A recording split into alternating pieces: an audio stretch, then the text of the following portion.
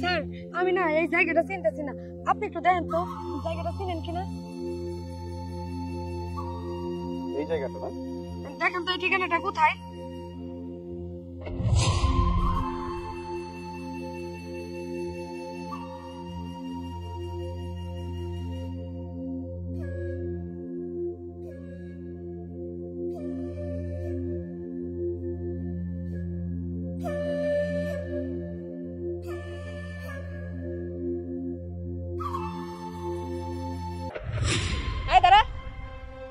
কিরে তোরা না আমারে কইছিলি পুলিশ অফিসার এই রাস্তা দিয়েই যাইবো, যাইতে যাইতে তো পুরো রাস্তায় শেষ করে ফেললাম।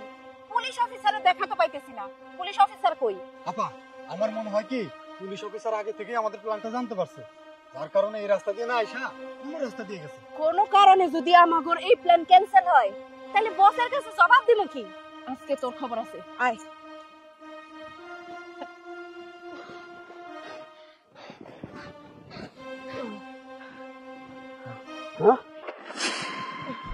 এই মেয়ে, তোমার তো সাহস কম না? তুমি আমাকে ঠিকানা দেখানোর কথা বলে এখানে অজ্ঞান করে নিয়ে আসছো। তুমি কি জানো একজন পুলিশ অফিসারের সাথে এই ধরনের অপরাধ করার জন্য তোমার কি শাস্তি হতে পারে? স্যার আমার কথাটা শুনেন। এই মেয়ে, তোমার কি কথা শুনবো? তুমি একজন স্কুলের ছাত্রী হয়ে একজন পুলিশ অফিসারের সাথে এই ধরনের বেয়াদবি করতে তোমার কি একটু লজ্জা করে না? স্যার আপনি যদি আমার কথা না শুনেন তাহলে কেমনে বুঝবেন বলেন যে আমি কি কইতে চাইতেছি আপনারে? ঠিক আছে, তুমি যখন এত করে বলতাছো বলো তো কিসের জন্য তুমি এই ধরনের কাজ করছো? কেন আমাকে অজ্ঞান করে এখানে নিয়ে আসছো বলো। তাহলে শুনেন বস, আমাগো ব্যবসা যদি এমনি চলতে থাকে আর ওই পুলিশ অফিসার নাজমুল যদি আমাগো এলাকায় থাকে তাহলে আমাগো ব্যবসা লাড়ে উঠতে আর 2 দিনের সময় নিব না। হ্যাঁ তুই ঠিকই কইছস।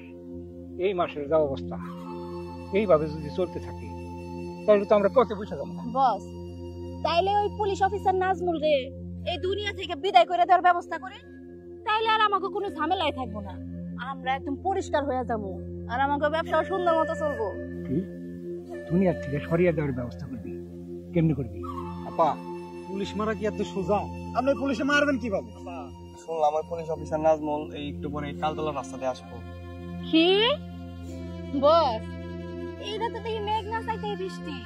আমি যারে খুঁজতেছি সে এখন আমার হাতের কাছে। বস আমি তাহলে যাই, অর্ডার শেষ করে দিয়া তারপর আপনার সাথে দেখা করতেছি। হ্যাঁ যা, কাজটা ঠিক মতো করে আসিস। ঠিক আছে, আই চল, আই চল।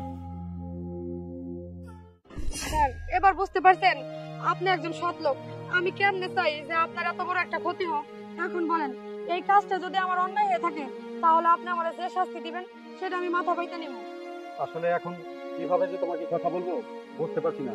সত্যি এতক্ষণ আমি তোমাকে ভুল বুঝে তোমার উপর রাগান্বিত হয়ে কত কথাই না বলেছি, আর তুমি কিনা আজকে আমাকে বিপদের হাত থেকে এইভাবে রক্ষা করলে। তুমি যদি আজকে না থাকতে তাহলে হয়তো আজকে আমার বড় ধরনের একটা ক্ষতি হয়ে যেত। তোমার সাহসিকতা দেখে আমি অনেক মুগ্ধ হয়েছি। শোনো, তুমি মন দিয়ে পড়াশোনা করবা, ভালো রেজাল্ট করবা। তোমার মতো সাহসী মেয়েই আমাদের পুলিশ ডিপার্টমেন্টে খুবই দরকার। তোমার পড়াশোনার ক্ষেত্রে যে সমস্ত সাপোর্ট দরকার আমি সম্পূর্ণ সাপোর্ট করব। আজকে থেকে তুমি আমাকে শুধুমাত্র পুলিশ মনে করবে না, মনে করবে আমি তোমার ভাই। আর তোমার যে কোনো প্রয়োজনে তুমি আমার কাছে আসবা, আমি তোমাকে সাহায্য করব।